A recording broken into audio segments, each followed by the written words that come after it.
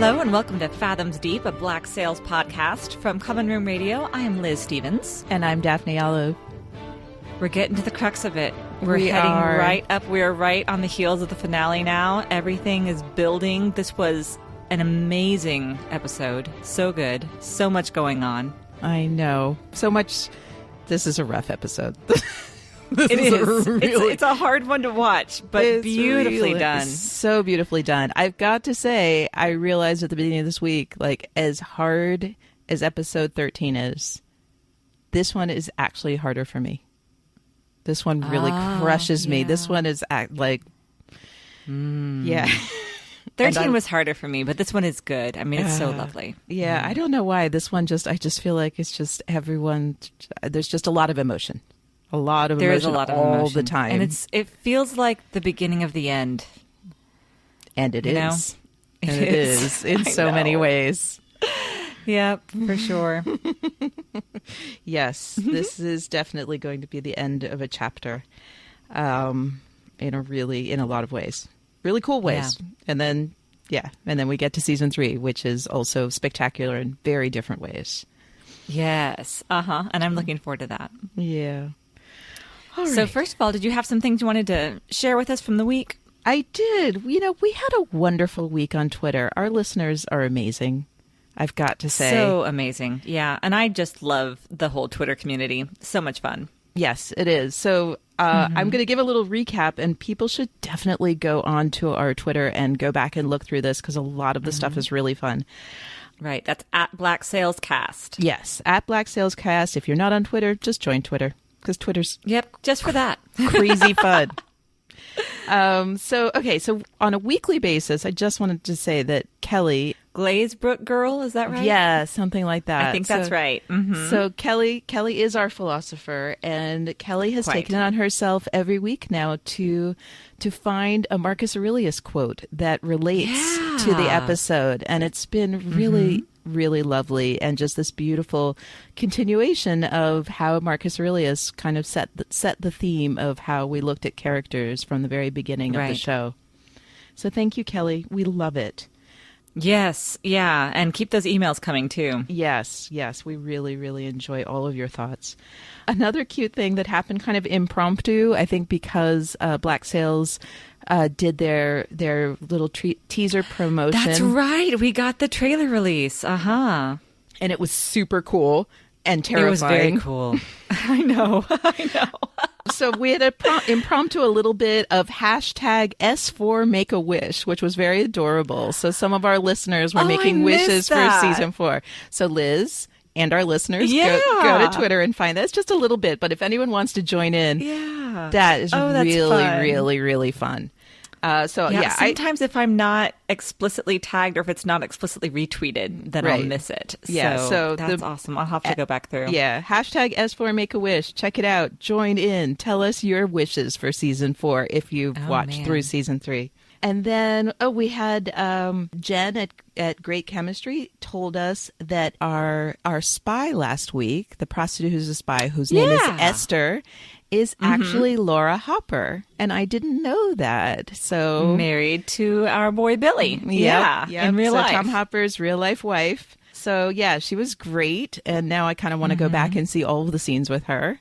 It's neat when they can kind of keep stuff in the family because I know Toby Stevens' wife comes up in season 3. Yes, she will be in season 3.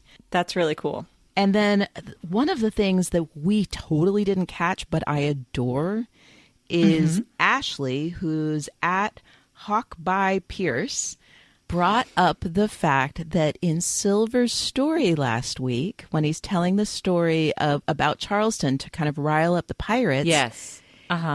He uses the name Solomon Little, which is a name he also used when he was talking about the orphanage. The name of the boy who gave him the idea for the daily, his daily reports. What a catch. Yeah. I know. I love that. That so is great. Much. What a fabrication. So, exactly. Silver. I know. Such a storyteller. Silver, you're amazing. So definitely look on Twitter. We retweeted part of that. And so she had a lot of speculations that are all really interesting.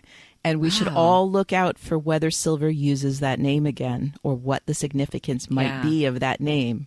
Wow. Love that it, is really right? cool. Wow. Yeah. Thanks for that. I know. Because really, Silver's the person now, like of the main characters, he's the one that we know the least about. We are going to hear Jack's backstory in season 3, so I'm looking forward to that. But as of the end of season 3, we do not know Silver's story. So anything that might be a hint, all we have is this orphanage story, but, it's Silver. Who knows? Yes. Yeah. Wow. That is so cool. We know he knows how to tell a story that isn't his own story. So yeah, quite. So we have no guarantee that had anything to do with his childhood. So I love that. So thank you for that. And yeah, thank you, everyone. There really have been a lot of really fun tweets this week. So I'm sorry if I'm missing other ones. And now I'm ready to get into this episode. Oh, wait. No, I have a big announcement. I forgot. Yes. For a second. I have a big announcement. You do. So Black Sails just announced that they will be at New York Comic-Con. And so will I. I'm so jealous I could die. I know. I'm so happy for you. I'm so sorry, Liz. So just a reminder, Liz and I live in very different cities. Very different cities. Yeah, I'm on the other side. Well, I'm in the middle of the country. I'm in Oklahoma City. Yes. So New York Comic-Con might as well be Shanghai Comic-Con. Yeah, and I'm right outside of Washington, D.C. So and for me, it's jump, hop, and a skip over to New York. So I will be there. You jump over to New York all the time. I do. So yes, I will be at the press panel. So I will get to ask our actors and showrunners questions, and I'm really excited. Can't wait, actually. I'm dying. So I will be recording. I'm getting this arranged. So I will be recording. So we will make a little special podcast episode of New York Comic Con so that all of you could be there with me in spirit, at least if not in reality. But so so we're going to share that with everyone. I'll try to take as many notes as I can and get as much recorded as I can so I can share it with everyone. Yep. Selfies. I will. I have no idea. I know. You hate selfies. Everybody hates selfies. I do. Well, not everybody, but and I have no idea what this is going to look like because I've never done anything like this. But we'll just whatever I can get, I can get for everyone. It's gonna be great. Yep. Super exciting. I'm thrilled. So it's that I've been excited and having a little bit of focusing issues, but this episode, sure. Goodness gracious. But this episode demands focus because it's amazing. Yeah. Yep. All right. You ready? I'm ready. Yeah. Let's get into it. Sail! All right. So this episode, again, we have, I guess now we have 3 sections. We have Nassau. We have the Spanish Man of War, where lots of stuff happens. Did we ever figure out the name of the Spanish Man of War? That was another good Twitter. Somebody said it's that fucking warship. Everyone knows. Yes, exactly. Yes, that is its name. That fucking warship. The fucking warship. I like it. So yeah, and Charleston, right? Right. The last thing is Charleston, where our hearts are all broken, basically. Man. Yeah, in a move I did not see coming at all. Right? The first time you watched this. I absolutely did not see that coming. I know. I was shocked. I know. It is, it's shocking on many levels, but it's also shocking because of the way they shot it. And we will get to that part.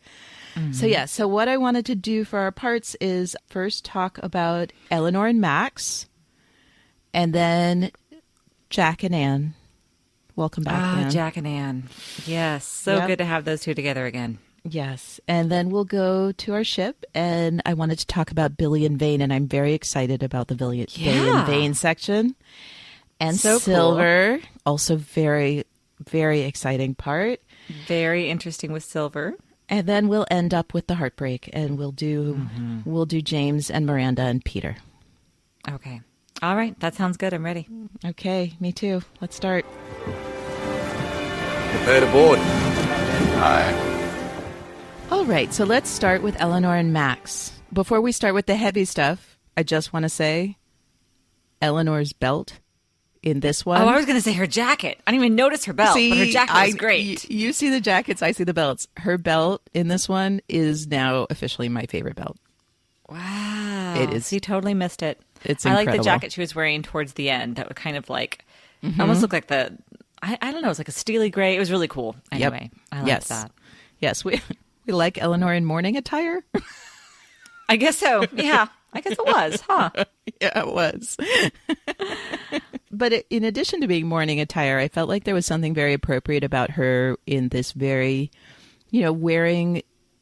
She wasn't wearing black exactly, but you're right. Like these grays, right. Like there's something. She's steely now. Yes, and it was very almost businesslike too. I thought too, like it was very. I don't know exactly what. So the comparison I would like to make is to The Godfather. Oh, okay. Okay. So, and let me lay this out. So I have not seen The Godfather, like a horrible American. Oops. Okay. Well, maybe we need to watch The Godfather because I think you will actually really like it. Really? Yes. It's possible. Yes. Sure. Yes. Okay. Yes, you will. You will like it. So in The Godfather, there is a scene like that. It's at a wedding, not at a funeral, but there is a scene where people are coming in and paying tribute, basically. Yes. And so that's how we start Eleanor, with like people coming and paying tribute and like showing, showing their goodwill. Right. Basically showing appreciation. And it really is like she's sitting in the chair and people come to her. And that, for me, I can't imagine that's not kind of a Godfather reference, and like a very appropriate one. Exactly. It's a very appropriate one because that is who she is. Yeah. And yeah, my thought was that this is it. Like, Eleanor is like a mobster in a pirate story. Yep. She totally is. Right? Yeah, she really is a mobster. Like the Guthries are definitely the mob. Wow. I can't believe I didn't even think of that before. But yeah, you're absolutely right. But now she's really taken on that mantle. Like she was trying this, trying that. And this is interesting to something at the end. But yeah, so that's the first reference that seemed to me very Godfather-like. But yeah, let's talk about her conversation with Max. So Max comes in and brings her food. Yes. And then Max is trying to relate to the Eleanor that she once knew. Well, I thought it was interesting that when she first comes in, at first she distances herself from her because she says, when she brings in the fruit and whatever, she says it's from the girls. Right. Like, that's true. Not from me, which was very interesting. And then maybe she was just trying to, I don't know, assess the situation, feel the waters a little bit. Well, I think this whole visit was that, right? This whole visit was testing the waters. I feel like from the girl's part is kind of asserting her own place, that she's also a person who is a person of power, she's the madam a person now. Exactly. So that I feel makes like a lot of sense. Yeah, and so the big question is, like, obviously, I mean, we see that Max's whole visit was very calculated, right? Because she immediately Jack's waiting for her at the end so that they can discuss. Do you feel like there's a tiny bit where she's saying, like, I understand, it must be so hard for you trying to be the dutiful morning, daughter in this very complicated situation, but I'm hoping that with me you can be more yourself because I know how complicated this is, and I know your relationship with your father and your relationship with Vane. What do we think? I mean, do we think that Max is there some sliver of her performance that comes from a place of actually caring about Eleanor, or is Eleanor kind of the person dead to her now and she's just calculating? I'm so curious. I couldn't decide. I saw it more of, I think that she does have a certain sentimental connection to that time with Eleanor, but I think even more than that, it was kind of that almost a power play. Like, remember, I know you. Like, you can't hide from me. That's true. But it's not true anymore. No. Like, she knew Eleanor because, she didn't see that little embrace that we saw, that we talked about. And she didn't know that, as far as Eleanor was concerned, things were finally getting repaired with her father. And she was finally getting to a place where she had the relationship with him that she always wanted and had his respect. So she doesn't know about the true grieving that Eleanor is actually going through right now, because we saw her at the funeral, and it reminded me, did you ever read Mary Shelley's Frankenstein? Oh, ages ago, but yes. Okay, or see the Kenneth Branagh version, which is also terrific. Also ages ago. Yeah, I recommend that one. But at the very end, when Victor Frankenstein dies and Frankenstein's monster, builds the funeral pyre for him. Oh, right. And sure. He's weeping. And the captain of the wrecked ship is saying, how can you weep for this man who has caused you so much pain and destruction? And he says, he was my father. And sometimes it just comes down to that. It's like parents are just, they might completely mess you up, but they're important too. Right. And they're just a part of your identity. Right. So, and I think that Max really missed it with that. And also with her relationship with Vane, because as far as Eleanor is concerned, definitely now her relationship with Vane is dead. It is over and done. Yep. So, I think that she misplayed that hand, because she came in trying to get closer to Eleanor by saying, oh, I know you. And it just proved that she doesn't know Eleanor anymore. And it actually sent her, it put her a few steps back. Oh, that's interesting. Right. Eleanor's not showing any of that emotion. And she wanted to frame this just as war.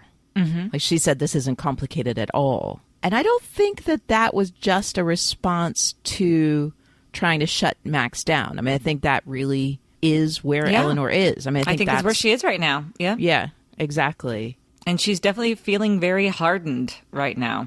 And you see it. Yep.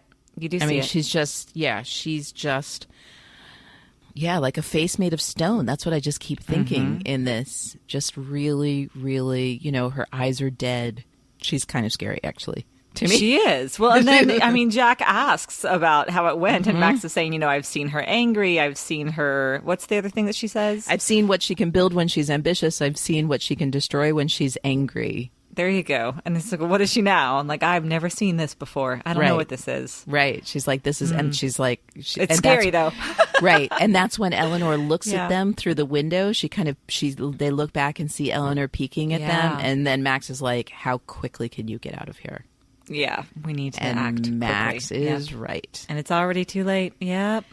After that's when Fraser brings in the assassins, and Eleanor doesn't even look at them. This is, again, I just keep seeing Godfather. Like this, kind of like, I'm not even going to engage with you. I'm just dispatching you. Yes. Uh-huh. Wow, that's cool. And then, the thing where it's most interesting is then when she's meeting with Underhill after the funeral. Mm-hmm. And she's making her proposal about Peter Ash and all of this. And Underhill says, how can I trust you? And he's grouping her with the pirates. And she said, how can you trust a pirate? I'm not a pirate. I'm an Englishwoman. An Englishwoman, yeah. And it's interesting then because she's aligning herself with civilization at the exact... Yeah, well, she says, I'm my father's daughter, is what she says. Yeah. Yeah. Fascinating. Not sure how that's winning her anything with Underhill. That's true. Yep. But it's just so interesting. Like, I feel like, there's so many messages happening at the same time. Because then she tells him that she's going to end piracy tonight. And he says how. And that's when we see the assassins doing their work. Which, again, for me, this one wasn't a montage. The last time she did mass assassination, there was actually a montage between her just doing her thing and the assassinations happening, which I said back then in season 1, like that was very specifically a Godfather callback. Right. There is a whole thing in The Godfather where he's at his nephew's baptism while all of his enemies are being assassinated, and you go back and forth between. Yeah, exactly. See? You would like this movie. Fascinating. Yeah, I think I would, actually. But this isn't a montage, but I feel like it's doing the same thing where you're seeing, she's claiming to be an Englishwoman and part of civilization on the one hand, while we're seeing the brutality that she is bringing out. So it's like, is that a contrast? Is that actually saying the same thing? Like, is her brutality actually a sign of civilization? I just feel like there's those two things happening next to each other, even though it's not a montage, like, it's just saying so many things at one time. Like, what she's doing is monstrous. Yes. Yeah. Is that her being a pirate? Is that her being an English woman? Oh, that's very interesting. Yep. Ooh. And she really is a very interesting mix of both. You're right. She's kind of neither. She is the mob. She is subverting civilization and using both sides, the criminal side and the politics side, to get what she wants. That's fascinating. Good. Good insight, Daphne. I like it. Thanks. The funny thing is that she stopped in her tracks at the end. Because they hand her over to the Navy. They sure do, which I had completely forgotten about. Like, I know that in season 3 she's in London for a time, but I had just totally forgot how she got there. So, yep. Thank you, Hornigold.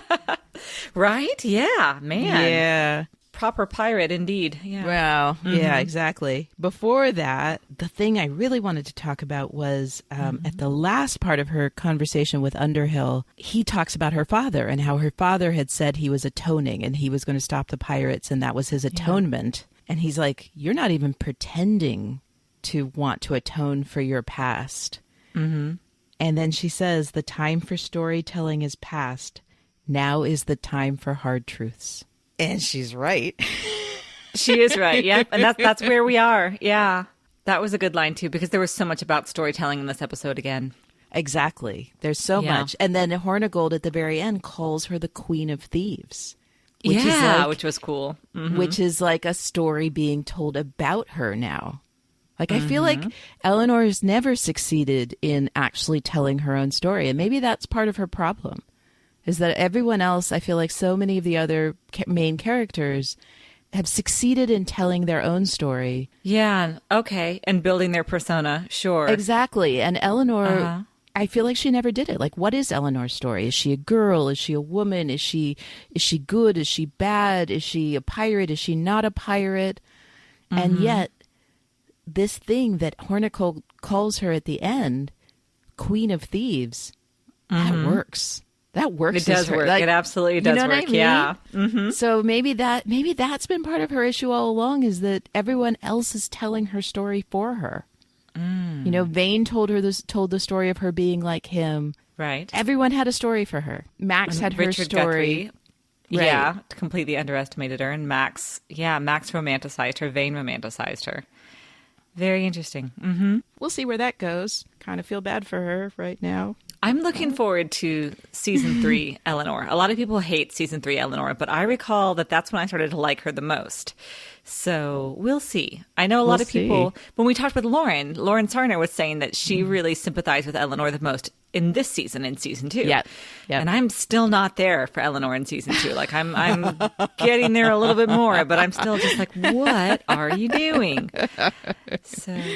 Yeah, I always a little bit sympathize with her, I think, more than the average person. And I think the most I ever did was that conversation she had with Flint when Flint was really getting her on the side of a stable Nassau. Yeah. Or a self-sustaining Nassau, I suppose. Yeah, see, I actually sympathize with her most in the last episode when she's at her most, like, horrible in a way, that she's doing the most horrible thing of them all. I sympathize because I felt her pain. I felt she may have steeled herself against Vane now after what he's done. Right. But in the last episode, I could feel, as horrible as her betrayal was, I could feel how hard it was for her to do it. Mm-hmm. That makes sense. When they're looking at each other through that gate. Through that gate. You can't come back through it. Oh, I guess that was 2 episodes ago. Was it? But yeah, that was 2 episodes ago.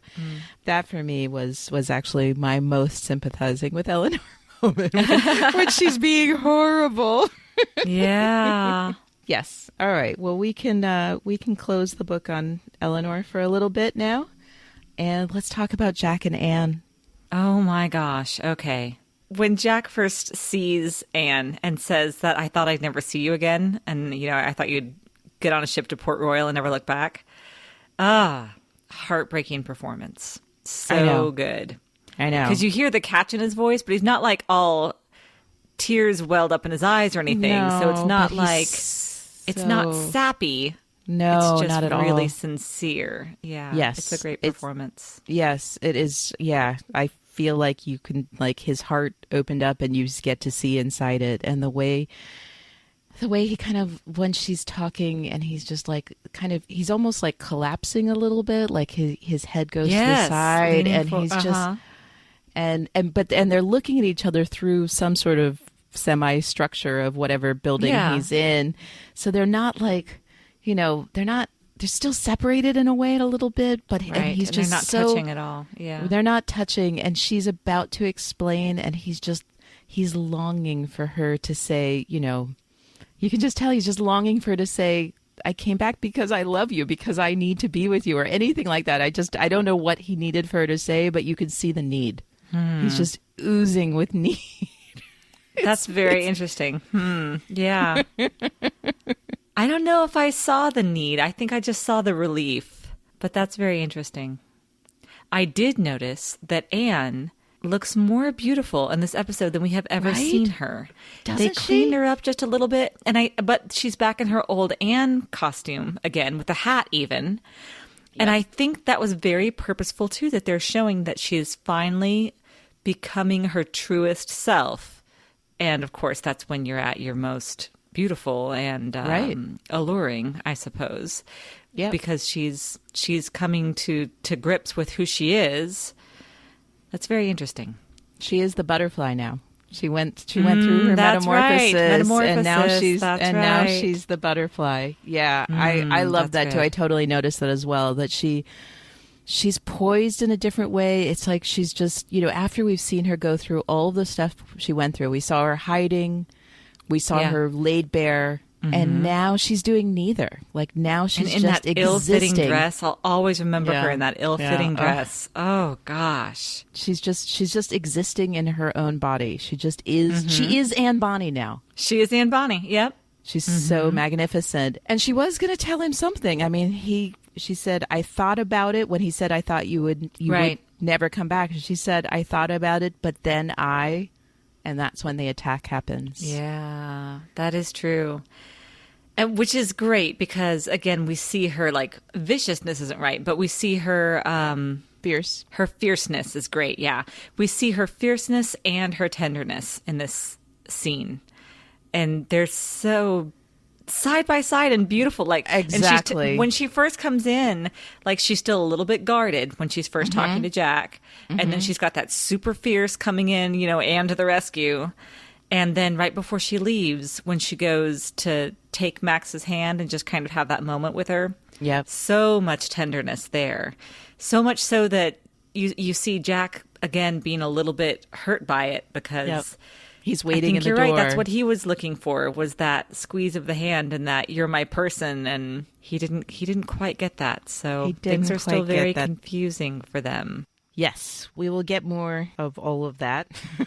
So much more of all of that. Our Gen X is never simple. They're always never complex. And I love all three of them so dearly. That's sadly all we get of them this episode. We don't get a whole lot of them. But important stuff that we do get. Important and just really so emotionally, I don't even know what to describe it as. Like the emotions are so raw and so out there, and I get so swept up in this tiny bit of the three of them that we get because it's so strong.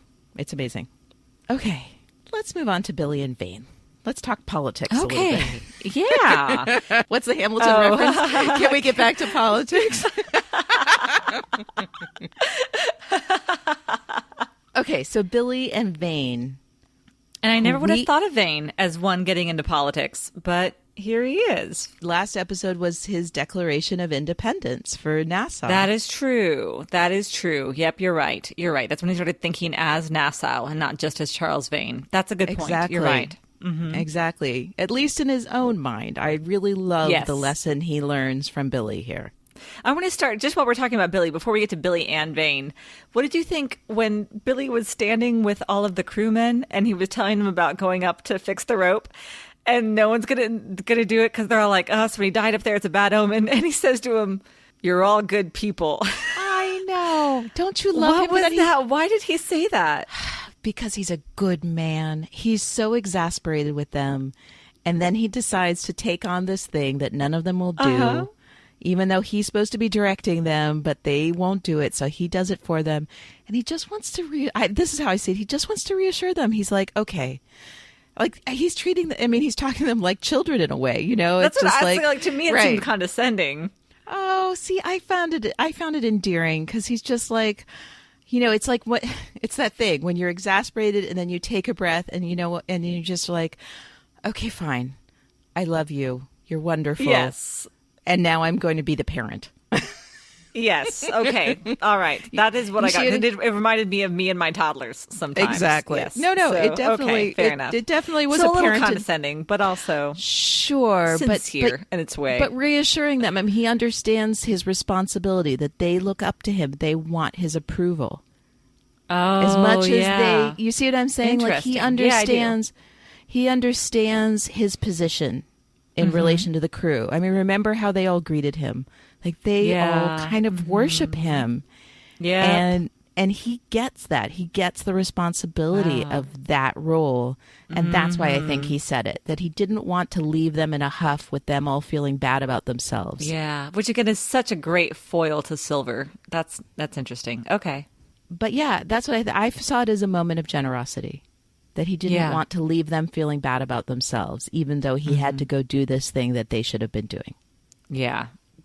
That's what I saw. I get that. Interesting. Okay. So then, you know, he's up there, and this is quite a bit later in the episode, but, you know, he sees the fight starting to happen below him, and he goes down to join in, and that moment where he and Vane see each other, and they just go at each other. It's very cool. It is very Vane's cool. crew was not messing around. I mean, they boarded that ship and just straight up started slaying people. Oh, yeah. And this is something that we need to talk about at the end of this Billy and Vane part, because Vane's attitude changes so much.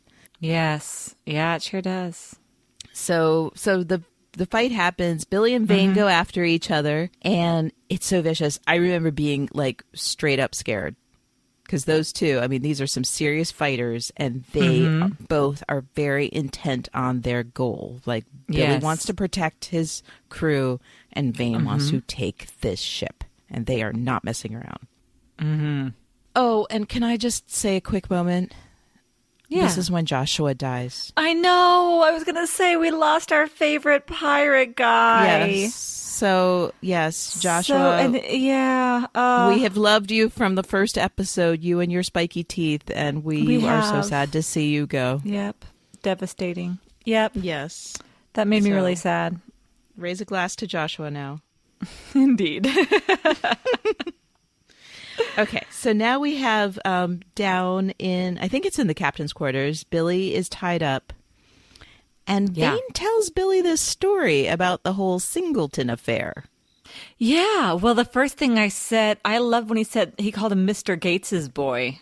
I know. He is. That broke my heart right from the beginning. Yeah. It's like we said last week that, Billy's found family. Yep. But as soon as he starts talking, I'm just like, are you kidding me, Vane? You thought you would get Billy? And sure enough, Billy's like, fuck you. He's like, and loyal to a fault. Which he is, a proper pirate and loyal to a fault. A proper pirate and loyal to a fault. If anyone summed up Billy Bones, that was it. I just want to bring up, like, this was not actually Vane's purpose with the whole Singleton thing. He wanted to depose Flint. We know that he wanted to depose Flint. I am fascinated. Like, this is the first time we've seen Vane, like, really straight up tell a not truth. I don't know if I'm going to call it a lie, because I'm sure he would have been happy to recruit pirates, especially Billy. But that was, he's really presenting this as if Billy was his goal. Yeah. Interesting. Yep. And he's doing it for political purposes. He's trying to convince Billy to side with him right now, because that would certainly make this whole thing go smoother. Yes, it certainly would, wouldn't it? Interesting. Isn't this fascinating that suddenly Vane, when he starts getting a little political on us, he starts not telling the truth? Well, that's what politicians have to do. Yeah, you just got to bend it to your own will and manipulate the situation. And I just found that a good little... men aren't good politicians. Right. Well, this is a really interesting moment that this is the first time we've seen Vane really straight up lie. Interesting. Yeah, I didn't even think of that, to be honest. It just seemed like another side of the story that I hadn't heard. I didn't think of it being an outright lie. Again, I will grant Vane that I'm sure he would have loved to have recruited Billy back then, but we know that was not what he was all about. That's not the intent. Yeah. No. Remember, he was waiting on that beach because he wanted to see the moment that Flint had been defeated. We know what Vane wanted that day. It was all very emotional. Mm-hmm. Oh yeah, you're right. Exactly. And so is his assessment of what's going on. That Billy gives him shit about what he's doing, and he says, "Flint stole from me, and I'm making it right." And then Billy's like, "You don't even see this situation." Yeah. And he says, "You hate Flint. I hate Flint." Yep. And that's the difference. And he says, but he's talking about how we all survive this. Mm-hmm.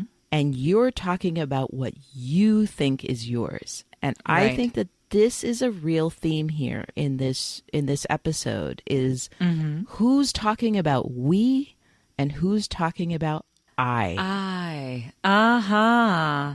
Yep. That is a big theme in the episode. You're absolutely right. So let's keep that in mind. Yeah, definitely. So that's when Vane then says, oh, I can't believe that Flint's managed to scare you with this perceived danger. Mm-hmm. He doesn't say perceived danger. Oh my goodness. I just used the words from episode 13. Yeah, that's right. That Miranda had James used. McGraw. Yep. That's oh my okay. Goodness. But it's relevant. Yes, because he actually says idea. Imagine threat. Which threat. Sure. Sorry, don't mean to bring up the events of episode 13, everyone. But yes, that is from episode 13. The idea of perceived danger, not that different. And Billy says this is not an imagined threat that we all face. Again, Billy's always talking about we. And he says that Flint's plan is the only plan, and he lists for Vane what he saw in Harbor Island and all of the Navy and all of the military that's like ready to slaughter us, to exterminate us. That's what he says. Right, and he sees no difference between any of us, like because he said that they're all animals to them, that they're that they're less than men. Mm-hmm. Right, and that's what he says to Vane. He's like, you see this difference, but they see no difference between you and me. So one thing that's really interesting here is that last episode, we learned Billy's history, that he is the son of political agitators. That's right. Vane has been very like, I, all the time, all throughout this show. But Billy, we understand now, has always been a person who was trained to see we. Not to see I. That's a good point. Mm-hmm. That was in his pre-pirate value system, and he brought that into his pirate self. His version of his pirate self was one of raising up the community. Absolutely. Wow. Doesn't that make so much sense now? It sure does. Uh-huh. Then we have, after their conversation, they hear about the part that Silver does that we'll talk about soon, and cranky quartermaster, who I forget who, I think it's Sue, keeps calling him by name. So his name is Jenks. I know his name now. I don't know Jenks, why I never learned his name. Says that there's been sabotage, and then he says we can't leave the saboteur below decks, and Vane says, I don't intend to, and pulls out his sword. Sorry, I just love that because that's just like crazy badass Vane moment. He's so cool. Vane's really badass in this episode. Yes. And then when he catches Silver and Vincent, that's when we hear the message from the governor about Flint. It's amazing how quickly Vane's point of view shifts when he hears that, too. Like, he doesn't have to take some time in the cabin, have a glass of rum, and think it out. Like, just immediately he sees what this means for Nassau. Well, he had heard Billy's whole speech. So I think that, Billy, that is true. What Billy had said had been kind of percolating in his mind, and that this was now the proof of exactly what Billy said. Yeah. Wow. And so then he comes out to Billy and says, you were right. Mm-hmm. They don't see any difference. They don't see any difference. Like, now that he knew, he thought he saw He saw Flint as somehow this other type of pirate or a trader pirate, like not a pirate really. I mean, I guess he wouldn't have called Flint a proper pirate because Flint was trying to collaborate with England. But yeah, he'd be right. Yeah, Flint's not a proper pirate. That's true. Flint's not a pirate. Right. He's a great captain. He's a lot of things. So many things, but not a proper pirate. But that's the moment when he understands that the governor turned against Flint, despite Flint turning against piracy. Yeah. That's when he understands. And his speech at the end, amazing. Vane's, you mean? Yeah. Vane's speech at the end. It is really, really great.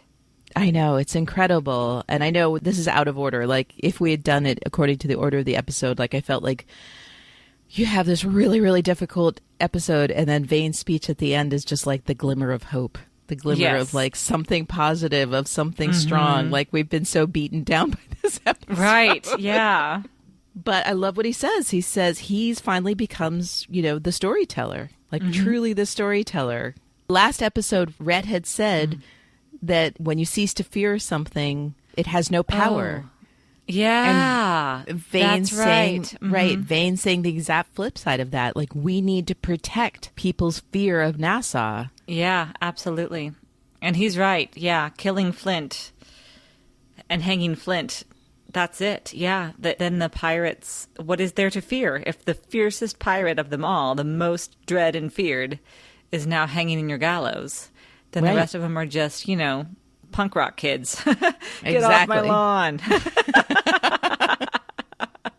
Exactly. So I just love this shift that he's made. I mean, it's been a progression, but I feel like Billy really kind of jump-started this new Vane, this Vane that thinks about we. Like, now, he had the letter last episode, but this somehow brought him to a new place with it.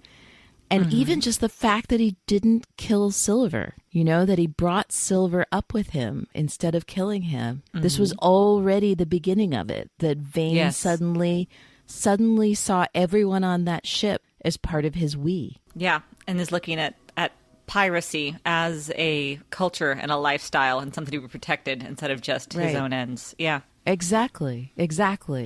He's taken this. I mean, I've always seen him as kind of an anarchist, and now he's gone from an anarchist to an agitator. He's now kind of adopting Billy's approach. Like, he now is thinking about what to do for the greater good. Yeah, that's really cool. It's an awesome character arc for him. It is an awesome character arc for him. And and anyone who has seen the season finale knows that next episode is awesome. I can't wait. It's going to be so good. We can't talk about that. That's next week. Okay, so let's talk about Silver, who kind of also has shown some interesting I versus we in this episode. Yeah, well, he actually used the we word for the first time. And he started to say I first. He started to, and he went back and changed it. And I was wondering, do you think in that moment it's because he's starting to shift the way that he sees things? Or do you think he was trying to protect the relationship he had with Vincent because that was his helper? Okay, well, let's go through the progression here, because I think there's a moment. So, at first they're both talking about, like, Billy goes up into the rigging and Silver's very concerned for himself. Yes. I mean, I guess for both of them, but mostly, Mostly himself, Mostly himself. It is Silver. So he's very concerned about that. Then he says to Vincent at some point, like, Vincent's like, maybe we should just run away. And he's like, look, where are we going to go? Like, unless, what did he say? Unless we show up with, like, a gilded invitation from the governor or something, that then we'll be hanging by more. Right. Okay. So Vincent assures him somewhat that Billy's not going to find something up there. Almost impossible. Right. What? Poor Silver. No one's as smart as him. Tough life. It's hard. It's hard to be John Silver amongst mere mortals.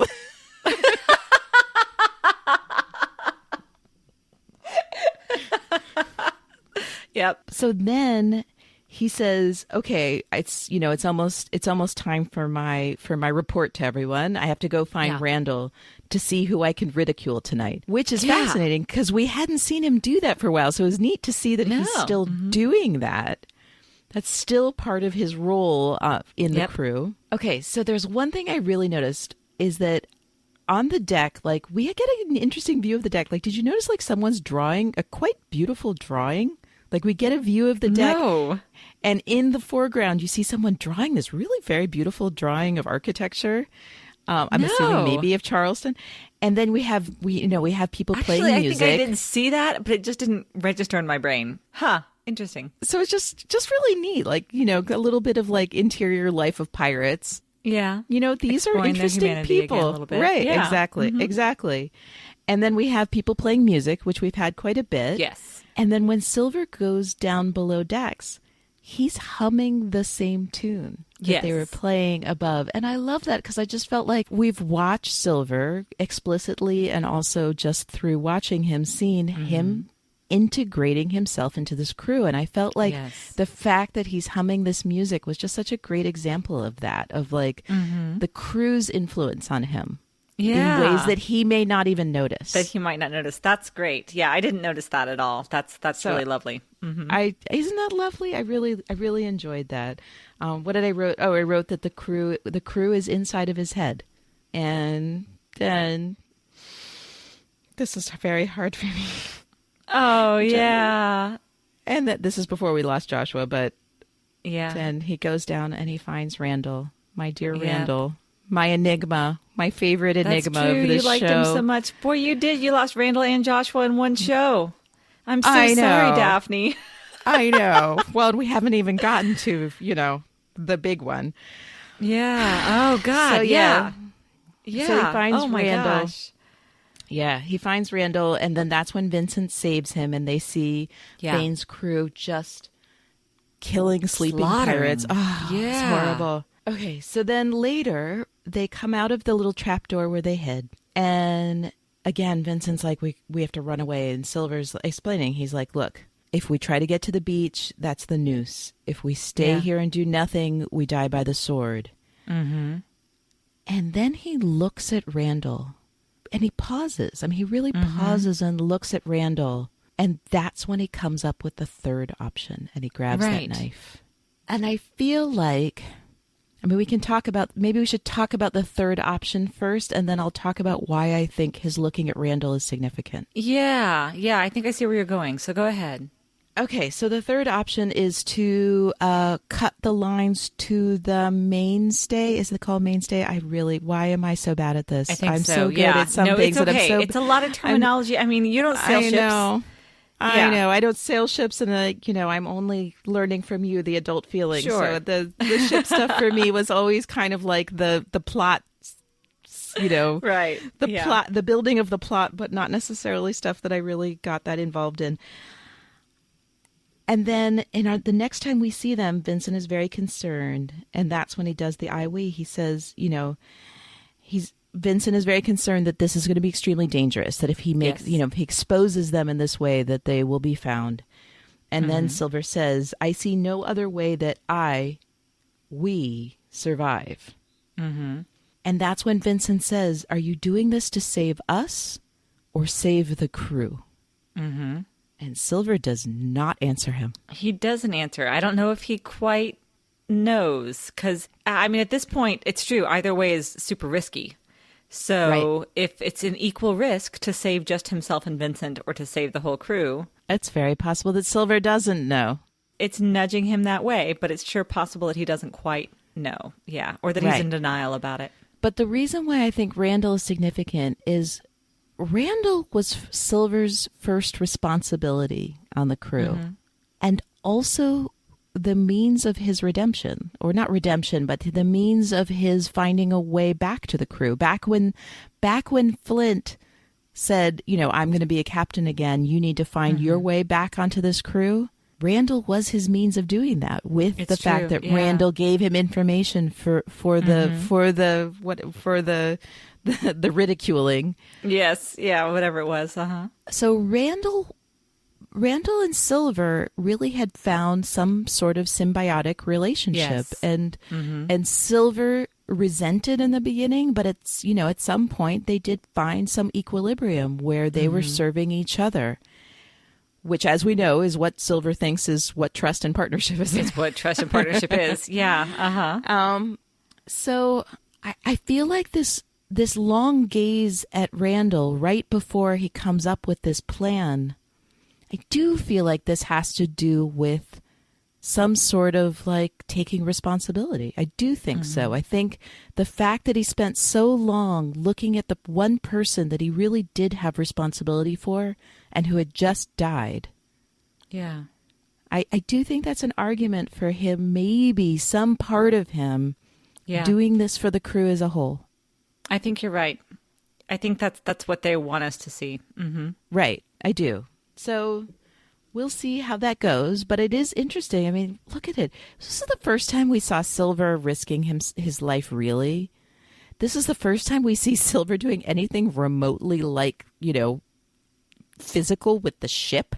Uh-huh. Yeah, that's true. It was just weird. I felt like it was so weird to see him climbing and cutting and doing ship stuff, like being a sailor suddenly. Yeah.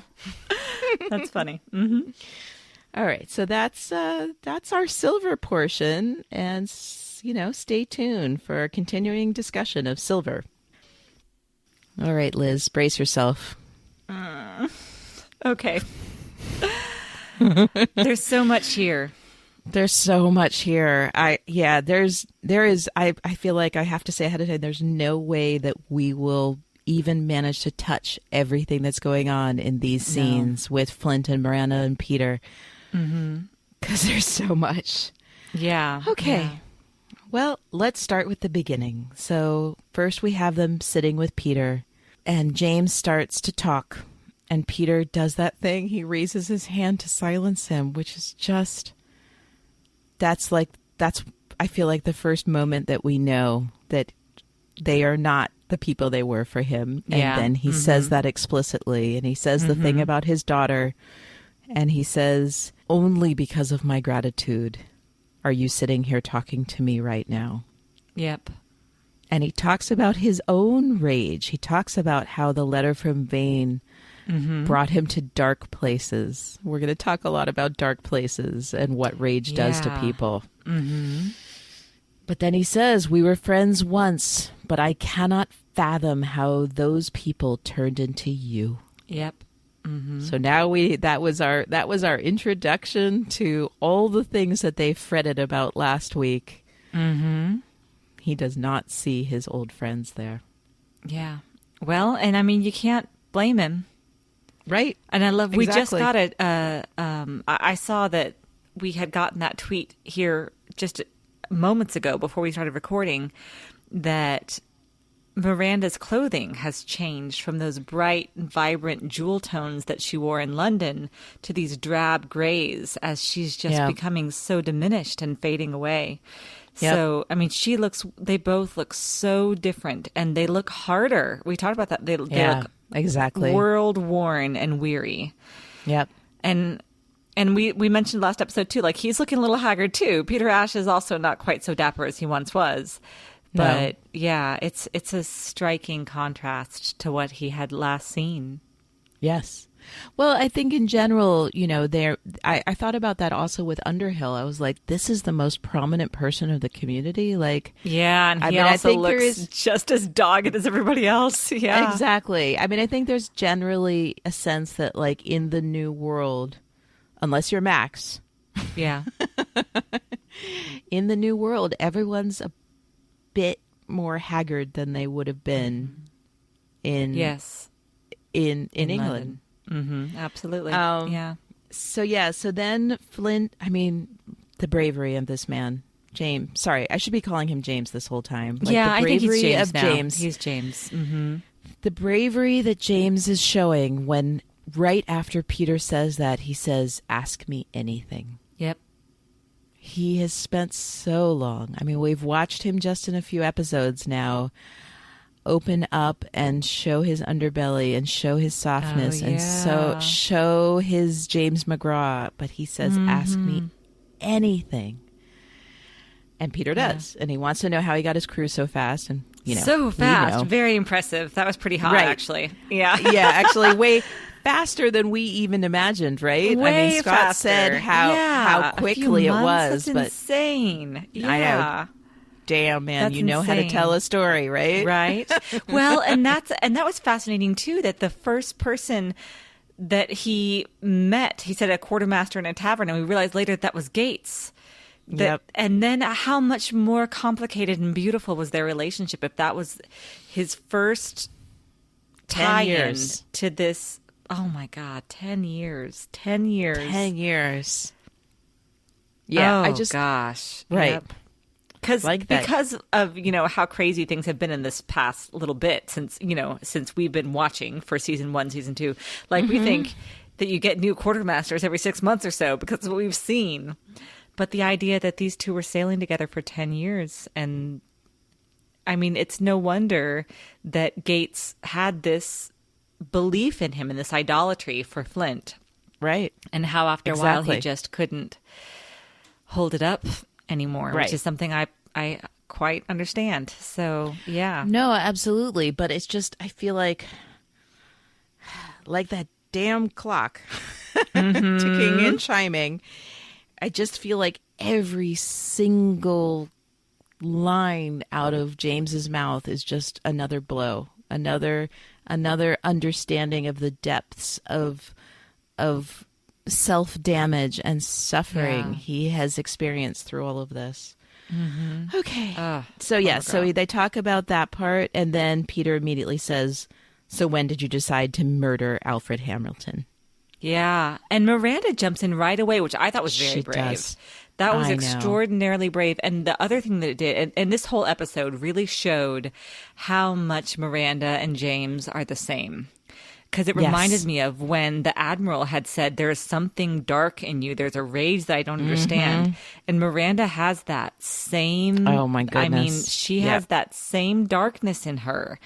And we see her at home and quiet and playing the harpsichord and, having church folks over and gardening. And we don't see that. And now it's really becoming evident how much, when she says that about, I want to pull the fucking lever myself. Like she does. She has a vengeful darkness about her. Yep. Yeah. Oh, gosh. And the other thing that's interesting is when she's talking about it and she stands up, and that's when Rhett, cocks a gun at her and threatens her. How did you feel about that the first time watching? I have many feelings about it. Yeah. I was shocked. I was completely shocked. Mm-hmm. And I feel like that was perfect because she was so shocked. She was shocked, it's true. She did not expect that. And I didn't expect it. I expected, because again, we've seen all of these different sides of her. We've seen Lady Hamilton. We've seen the harpsichord lady in Nassau. I've never seen her as a threat to anyone until that moment. Interesting. Okay. And I'm sure that's what they were going for. I don't like it. I never buy it. Every time it throws me out. Oh, really? Yeah. Oh, no, I do buy it. I do buy it because Rhett's job is to protect the governor. He doesn't know who she is. We know who she is. But that's the problem. It's like if she had a reputation, like if it was Anne Bonny he brought in with her, then I totally get it. But the fact that she has no reputation at all, that she's just this well-dressed woman who he has been told is an old friend of the governor, who just happens to be sitting next to him. Well, sitting next to Flint. Right, that's what I mean. No, I do buy it. I totally buy it. I totally buy it. He's being great. I'm glad. He's being super cautious because he doesn't give a shit about them. He would have happily shot both of them the minute they came into Charlestown. Yeah, that's fair. Okay. I mean, think about it. I mean, they, what it's. Somebody said that that Ash was hanging people just for having stolen goods from pirates. That is true. Okay. Yeah, it's very hardcore. This is the Wild West. Okay. Right. Yeah. This is a reign of terror. Oh, I love that you said Wild West. This episode and the next episode play like a Western. Absolutely. And I love Westerns, so I'm cool with that. Okay. I just want to say real quickly, this is an extra textual thing, but sure. One of my favorite interviews with the showrunners is when they said that they wanted to give pirates the same treatment that Westerns had gotten in Deadwood. Oh, that's right. Yeah. Yep. Well, nailed it, guys. Yep. Yeah, exactly. Totally nailed it, guys. Thank you. I mean, thank you. We love this show. Yeah, really. So thank you. So, like, really, what are you really, doing thank next? you for everything. Yeah. Yes, we already love anything you do after this. No, I totally buy it. And what I loved about it was how much Miranda wasn't expecting that, and how the shock on her face, because she knows who she is. Yes. You know, nobody would have ever pulled a gun on Lady Hamilton. On Miranda Hamilton. So she has this idea that going into Peter's house, she's somehow re-entering a world that she understands. Yeah. And this is the moment where she's like, oh shit, I don't understand this at all. Yeah. This is just like Richard Guthrie said to her, Charleston is not London. Yeah. She does not get the consideration she would have had in England. That's a really good point. Yeah. So that's why I buy it. I mean, again, Reign of Terror. No, that makes me feel much better about that scene. That's good. Okay. Yay. Yay. There's no yay in this episode. Well, yeah, but it just seemed like, you know, I can't believe he's pulling a musket, you know, or pulling a gun on this, lady of society. But okay, all right. Fair enough. Right. She's no lady of society for him. She's not that for him. Okay. Which he says as much, but again, it just felt like scaffolding. So, okay. Oh, no. For me, it totally works. Okay. Then James gets her to sit down, and then... Oh, which was lovely, just with that gentle hand on her back. I know. They're such a team here. It's so nice to see them as partners, too. So briefly. Break my heart. So briefly. Yeah. So many things, so many beautiful things that we see in this episode, only to be dashed. Yep. So then we see James say, I'm not without sin. He talks about the letter that they received from Peter about Thomas dying, and that led them to a dark place. Again, we're talking about dark places and a dark deed. But then he says, judge me not on my deeds, but on the ends that we're trying to achieve here. And that's where he turns it to say, this is what we all wanted. Yeah. The two of us, Thomas, you, we wanted redemption for Nassau. Yes. And he's right. I mean, this is taking it from the I to the we. This is not about, he's trying to help Peter see that this is not about Captain Flint or James McGraw. This is about a community. That's very interesting. Yeah, that's good.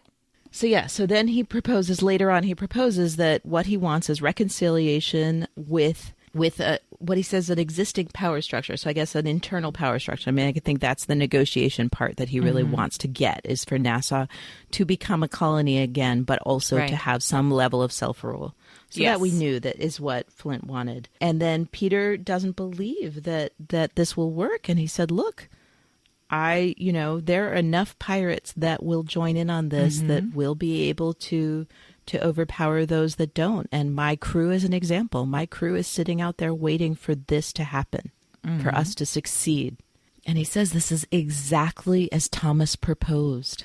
And he's right.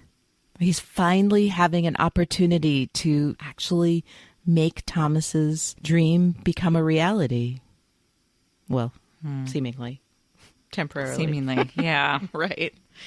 With a very high price. Yeah. So then he lays it out, the practicality of it. Peter says, when we were talking back then, it was a failing colony, not a failed colony, and that there were so many fewer pirates. But James says, look, we have an amazing coalition here, that the most respected captain and the trade boss, and potentially you, the person who's been most committed to fighting pirates, if we all join together, this could work. Yeah.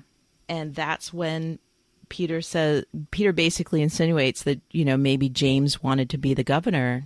Right. And he absolutely can't. And he comes right in and says that Flint has to disappear, which was very interesting because I don't know if it was a theme for this episode necessarily. Yeah, I guess it was this idea that you can do actions as a means to an end and not have them affect your person, which is absolutely untrue. Like, your actions as a person affect who you are as a person. They affect you internally. Yeah. I mean, as a believer of someone who, for me, like, it affects your soul. Like, this is a soul level. You cannot murder and steal and do all these things and then just like go home and take a shower and be fine. Like, it's going to affect you. And when he talked about coming to hate the name of Flint, and every day that I've worn that name, I've hated him a little bit more. That's himself that he's talking about. He's not talking about a fictional character he created. That's him. He hates himself a little more every day.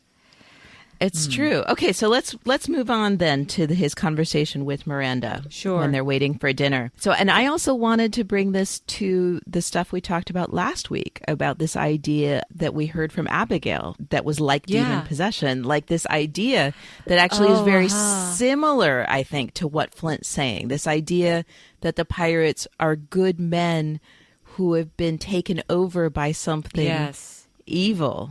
Mm-hmm. Yeah, that's very interesting. I feel like that's very in line with how Flint is describing. He talks about wearing Flint, that James McGraw is wearing Flint. Yeah. Oh. Isn't that similar? I mean, again, it is I'm not very saying similar. it's right. I agree with you. You can't make these distinctions. And it's interesting because I feel like James understood that when he talks about how he chose the name. Yeah. So let's go through that real quickly. So Miranda asks, "Do you mean it?" Because Flint had just said that Flint needs to go away, and James McGraw and Lady Hamilton should then just quietly retire to the interior, right? Mm-hmm. Which, Miranda's dream. Yeah. This is it. He's finally offering her the things she's been asking for from the beginning, is just for them to be together. To have his time. Like, remember, what was it in the second episode where she said, I thought you were going to stay longer. Yeah. And that's when he brings her Richard Guthrie. Indeed. Yep. She is diminished. The things she wants from life have become so fewer that really the idea of just being with James clearly looks so attractive to her. Yeah. So he said, "Did I ever tell you where the name came from?" And he tells this lovely story. Our storyteller tells a story that was told to him by his grandfather about this man who mysteriously appears from the water and hangs out with his grandfather and calls himself Flint and then disappears again. And he says that the sea conjured him and took him back. Yeah. And so that's why he chose this name. He said, "I feared the man I was about to create."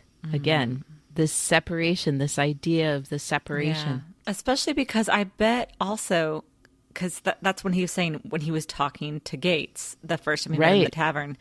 And I bet he genuinely liked Gates from the beginning. Mm-hmm. And I'm sure that made it harder to conjure up this man that was going to be such a villain. Right, absolutely. And someone, he said, born of such dark things. Yes. Mm-hmm. And that he said, he took Flint as someone who would go back to the sea, because he said that he was worried that someone born of such dark things would consume him if he was not careful. Yes. Mm-hmm. So again, I feel like this really is like, it's like he's choosing a possession. Like like James McGraw chose to be possessed by Captain Flint, with an understanding of the danger of this duality, and that he wanted to wear him for a while and then dispose of him. And that, I think, was his mistake. This idea that Flint would be so easily disposed of just because the Flint of his grandfather's story disappeared so well. Chills. Yep. I know. Right, and that's when he says, "Am I ready to let him go? Every day I've worn that name, I've hated him more." But you're right. He wants to return Flint to the sea, but the question is it really just like wearing a coat? Remember how he puts on that new coat when he takes the man of war? Yep, I think sure he do. thinks that he can wear Flint like he wears a coat. Mm-hmm. But he doesn't understand. He doesn't know. Oh, no. God. Right. I mean, that's it. Miranda understands these things. I was going to say, Miranda totally understands that. Yep. right? Like in the last episode, she understood completely the difference between shame about who you are and shame for what you've done. She completely, and she's 100% taking responsibility for her stuff. But James still isn't. He still sees that as Flint. Wow. Yep. Until dinner. Yes. Oh, dear. What a terrible dinner party. I'm going to take a sip of my whiskey before we go to dinner because this is the worst dinner ever. Yeah, this is a terrible dinner party. Although that roast with the apples looks pretty lovely. Roasted pork loin with apples, I think it was, and roasted red potatoes. I might have been hungry. I don't know. Yeah, you might have been hungry. I'm sorry. All I could see was that damn clock. That damn clock. Oh. Did you notice that the first time we see them, we actually see them in reflection through the face of the clock? Oh, no, I didn't notice that. That's the first time we see all of them sitting. When they're still sitting with Abigail and with Rhett in the room, we see them through the reflection of that clock. Yep. Well, on point with what we were just saying about James thinking that he can just disrobe Flint, the creators were talking. I watched the little bit afterwards, the little behind the scenes afterwards, and the creators were saying that that's the reason that they had the clock in such pride of place throughout this episode, was that it was helping to represent the fact that with this sort of thing, it always moves forward. Like it's only going one direction. Yeah, James seems to think that he can just like turn back the clock, as it were, and just be James McGraw again. And you can't do that. You cannot do that. Right? It's totally true. Okay, so Peter clears the room, and that's when he starts his proposal. We had heard James's proposal, and Peter says his proposal, and he says that he's going to demand something. It will demand something of James, and then we hear his plan, and he starts by saying that there will be people in London who will refuse this out of pride, and he equates pride with giving in to something you fear. Again, we're talking about fear, and this leads to everything. I mean, the fear that people have goes back to everything we've spoken of throughout this whole show. You know, the pirate theater, storytelling, all of it is what built this fear. And now he wants him to tell a story that will make them not afraid anymore. And so he wants him to what does he say? Redefine an understanding of the truth for James to tell his story. And James says, what part of my story? And all he of says, it, yeah. All of it. Well, and here's the thing, is that without the additional information that Miranda provides, without his being unmasked for his own misdeeds, I quite understand this plan. It makes a lot of sense to me personally. This idea that what we need more of is people just being honest about who they are and what they're going through. And I like what he says about, you know, if they could see a flawed man, a man that they could relate to. But then, of course, because of this show, when he says a man that they could forgive. But of course, we know that that's what James had said to Miranda all those episodes ago. This ends when I forgive them. Well, and I agree with you in the ideal. Right. Yeah, and that's exactly what I'm saying. Right. In the ideal, the idea of baring your soul and showing your vulnerability and all of that so that people understand you is great. But remember, civilization is tied with shame. Yeah, it would have been awful. Like, it would have been awful. The idea that he would go to London as a pirate and then tell the story of his relationship with a man, and this would somehow allow London to... I mean, it's insane in everything we know of civilization up until this right. point. It's a very romanticized, idealized... Well, and it's funny because he says, I've thought really hard about it and there's no other way but this. I'm like, you've thought for how long? Like an hour that you had to dress for dinner? Give it a little more time, Lord Ash. Right. No.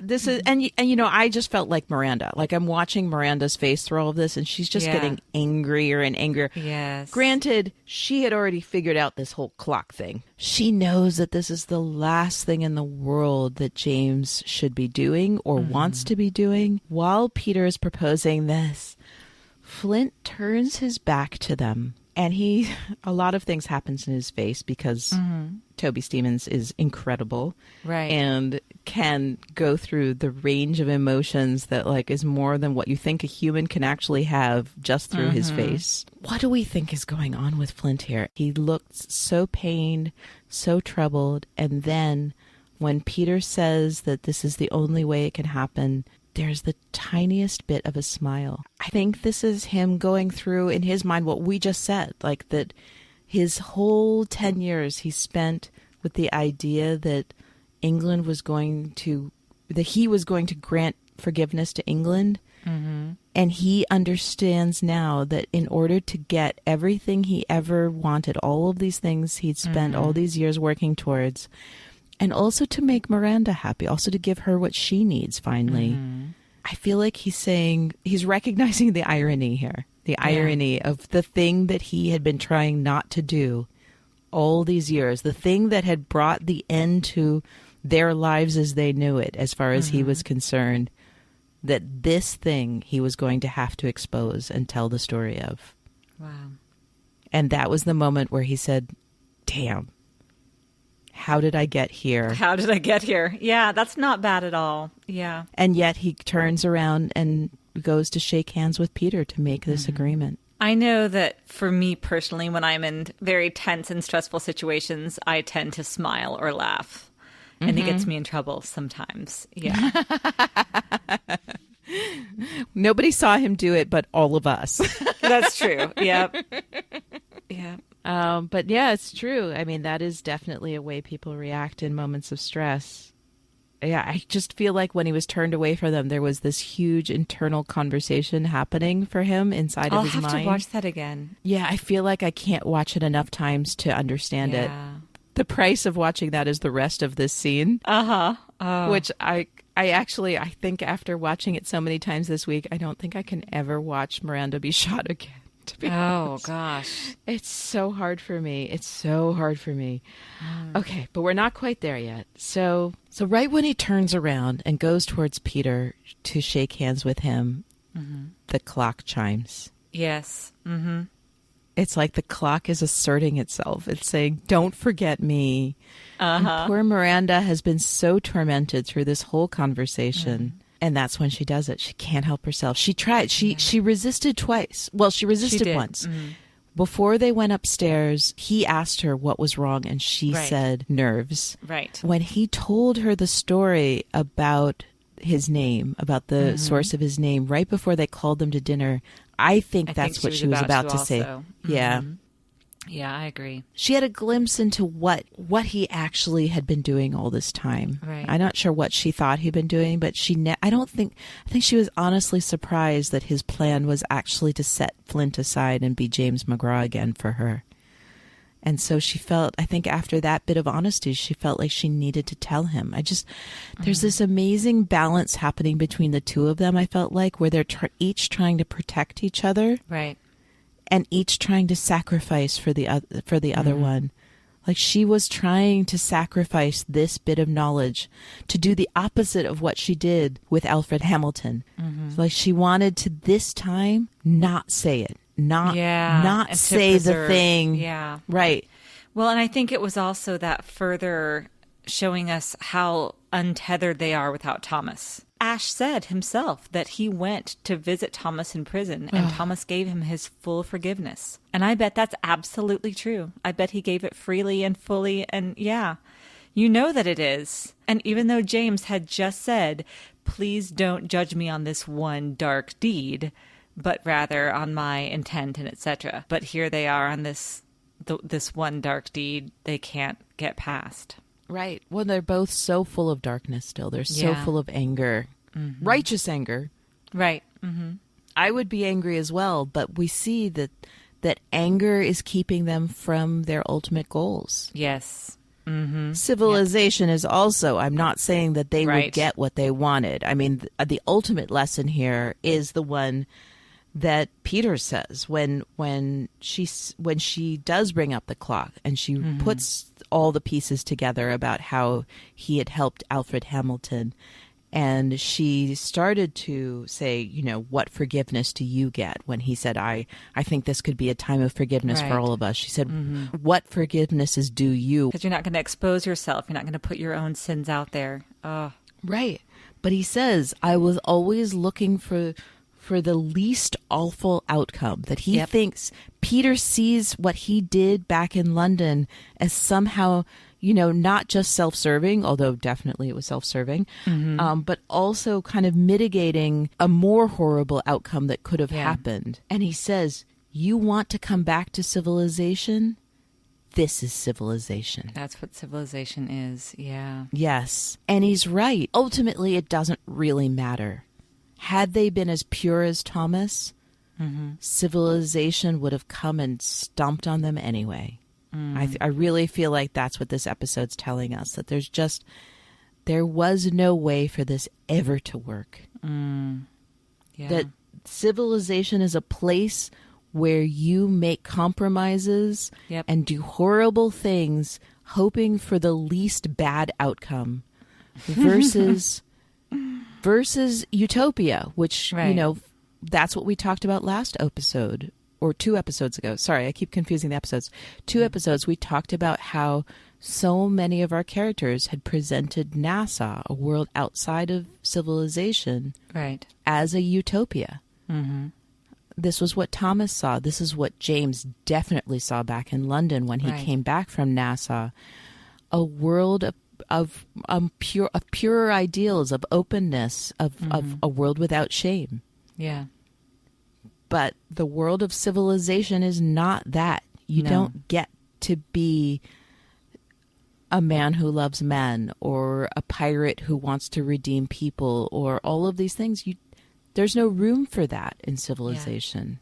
Civilization is a place where you make compromises and do horrible things, even if you don't necessarily want to.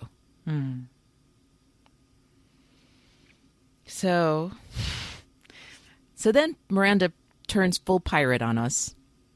She sure does. Yep. I love it. Yeah. I hate that she dies for it, but I love it when that's it. She's unleashed. This was where each of them, you know, if we're still using our threesome of ethos, logos, and pathos, this is where James embraced logos more than he ever had, with his reasoning and his explanations and all of this. And then Miranda embraces her pathos. Yeah. She finally lets it all out. All of the anger, all of the everything that she's been feeling for 10 years finally comes out. Poor Miranda. Gosh. I know. It's just like, that's all I could think the whole episode is she finally had a promise of the life she wanted. She finally broke through all of her reasonableness and got angry. Yeah. An anger that is so justified. And then she dies. Yeah. So abruptly. So abruptly. I was so shocked the first time I saw it. I know. I hate them for doing this, and I love that they did it this way. Yeah, they had to. It was the perfect way to kill her, and it's so horrible. Because we needed to feel how horrible it was. It's just this vibrant, amazing woman that, you know, we had mixed feelings about in season 1. We had our ambivalence about her. But the last few episodes, she's just increasingly incredible. And it's so appropriate that Abigail walks in. Oh, and bears witness to this. That he hears before they knock him out is her scream. Poor Abigail. Gosh, that's got to be the most traumatic thing of everything that's happened to her so far. Right. Because to think that she had arrived to home and to safety, and to find more brutality waits for her. Yep. And she had come last episode to realizations about the moral ambiguity of her father's position. Absolutely. But I feel like this was the slap in the face of that. This woman who had been her comfort, had been finally, you know, the closest thing she had to home and comfort after this horrible situation, to have her killed so brutally. Yeah. At her dinner table. Gosh. At her dinner table in front of her father, and to have her father implicated. I mean, this is the thing, is just there's something very, I mean, as horrible as it is for Abigail, there's something so just about it that Peter Ash doesn't get to have clean hands. Right. He didn't get to do, just like Miranda said, that he hung people for lesser crimes than what he did. Yep, absolutely. He does not get to have clean hands, and that's so correct. Well, and then it's so interesting that he is saying, don't shoot him, don't shoot him, don't shoot him, but then he's going to hang him in the morning. Peter Ash he's struggling. He's trying so hard to think of himself still as a good man through all of this. Seeing them, he had 10 years or some number of years, I guess, since Thomas died, of reconstructing this storyline in his mind to him having done everyone a favor. I mean, that's how he's presenting it to them. So seeing them out of nowhere, he didn't know where they were. He didn't know if they were alive or dead. Seeing them really kind of made him suddenly have to think again. Like Flint said when they were upstairs that, that part of him wants to deny them, but there's another part of him that won't deny them, because then he'd have to admit that a part of himself was no longer. Right. Yeah. That's really good. Yeah, exactly. It's just Peter Ash has really had to struggle here with who he is and what he is. And well, he sold his soul. He sold his soul. Mm-hmm. And he really told himself a story. Mm-hmm. Absolutely. That's not what he had done. Mm-hmm. But the way this all plays out, he has no other option than to have his own daughter, the person that he, in his own mind, did all of this for, to protect her, he said that Alfred Hamilton had threatened their position, his daughter's future. Mm-hmm. So in the end, he sold his soul in his own mind for his daughter's sake, and then to have his daughter be the witness to the brutality of all of this. Mm-hmm. Serves him right. Yeah, it does. It's heartbreaking, though. Gosh. There was one other point I wanted to bring up about this whole conversation, was that Miranda said at some point, when she's kind of putting all these pieces together after the clock, she's saying, you betrayed us to become what? A king in the new world. Yeah. So I just wanted to bring this up because of kings, because of course there's a king in England, but Kings this whole and tyrants. question. Right, exactly. This whole question of whether Flint was supposed to be the new king that was brought up a lot in season 1. That Billy and Flint had this conversation where Flint said, "I'll be your king." Flint said he compared himself to Caesar, and then Gates was so disgusted with him, saying, "What, are you our king now?" Yeah. But I wanted to contrast this.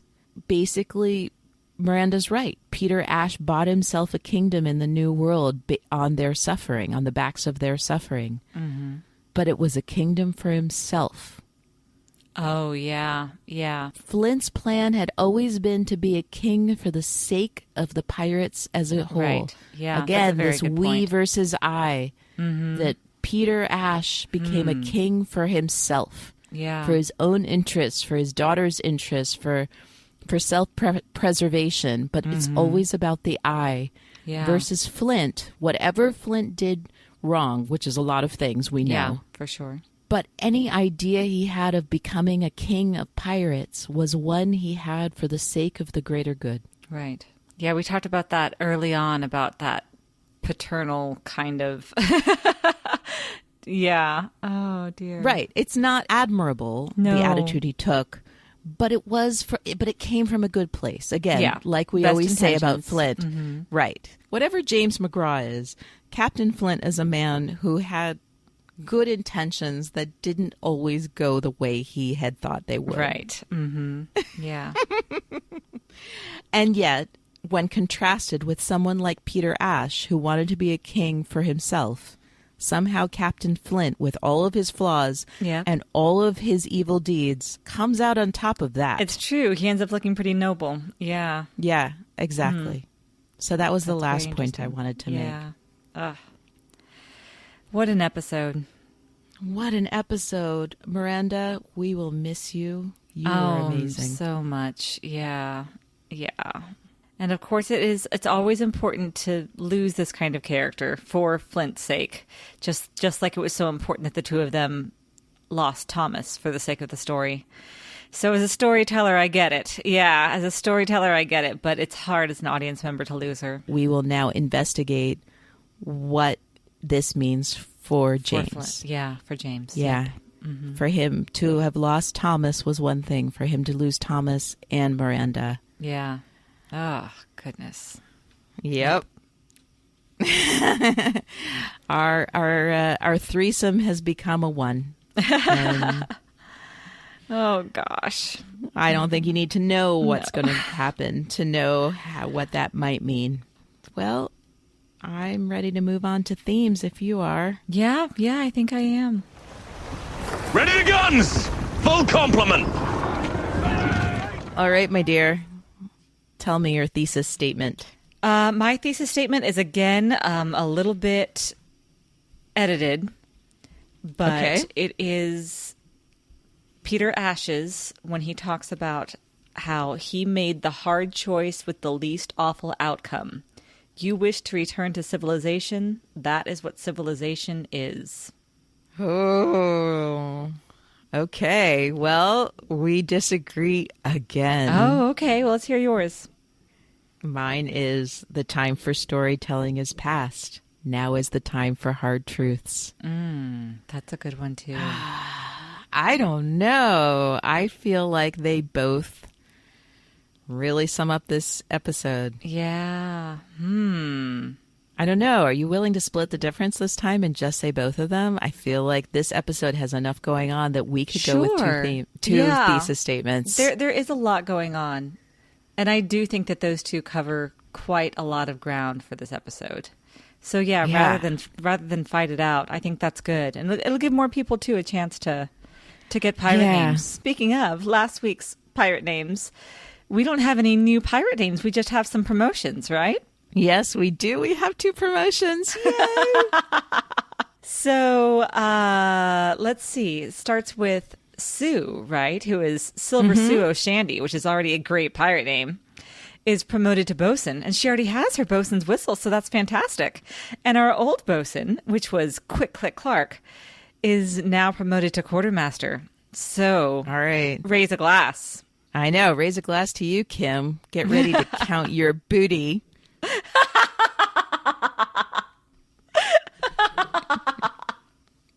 Indeed. I like Kim, it. I think I deserve an awesome hashtag for that. Indeed. So that's fantastic. Congratulations, ladies. Yes. Congratulations, ladies. Your persistence and brilliance has paid off. All right. Would you like to hear my favorite thing, Liz? I would love to hear your favorite thing. Okay. I said it already, but my favorite thing is when Cranky Quartermaster and Vane are talking about the saboteurs, and Cranky Quartermaster wants to send down a crew to go look for them, and Vane doesn't want him to. And he says, we can't leave the saboteurs on the boat. And Vane says, I don't intend to. He pulls out his sword. He's so awesome. He is so badass in this episode. No, it's okay, because I was actually thinking about his last speech, his last rousing speech being my favorite part, which is sure possible, but it might also just be that it's just because there was so much darkness beforehand that I did want that little glimmer of light. You know, I think it was Jack and Anne. Oh. I think it was the exchange with Jack and Anne. Yeah, that was really, really lovely and subtle. All right. And it was nice to have that moment of loveliness in such a dark episode. Oh, and it is so beautiful. Complicated, of course. Still complicated. Right. But, that's the thing. I feel like it was tearing my heart out. So for me, it didn't feel like a break from anything because it was tearing my heart to pieces in its beauty. But okay, so 3 cheers for the Ranger crew.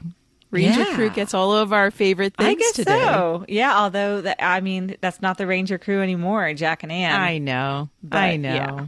But for the olden days, it's true. I know. I still like to call them the Ranger crew because they're so awesome together. All right. Well, when you're hearing this, we will have already recorded our answers to Ask Fathoms Deep. So look forward to that. We'll be releasing that soon. It's not too late to become a patron. Patreon.com/Common Room Radio. So become a patron of Common Room Radio, and you'll be able to hear our answers to the questions. Also, I just wanted to say it would really be great if you all went on to iTunes and gave us a review. We would really love that. So I was just going to say the same thing. That really does help a lot. It helps other people to find us, and it makes us feel great. So yeah, it does. It makes us feel great. And, maybe we'll tweet you something if you give us a review. Make sure to put your Twitter handle on there, and we'll tweet something at you. That sounds great. Okay. Well, thanks again for listening. Next week is the final episode, season finale of episode 2. It's going to be epic. I'm looking forward to it. Until then, from Common Room Radio, I'm Liz Stevens. And I'm Daphne Olive.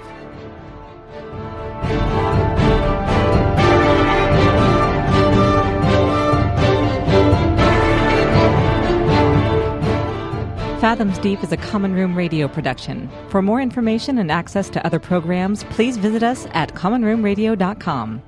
To show your support, pledges of as little as $1 a month can be made to patreon.com/commonroomradio. Join the conversation by using the hashtag #Fathoms_Deep and follow us on Twitter at BlackSalesCast. We ask that you keep your tweets respectful and positive, and please avoid spoilers. If you have more to say, we want to hear it in all its spoiler glory. Email us at podcast@commonroomradio.com with Fathoms Deep in the subject line. Thanks for listening.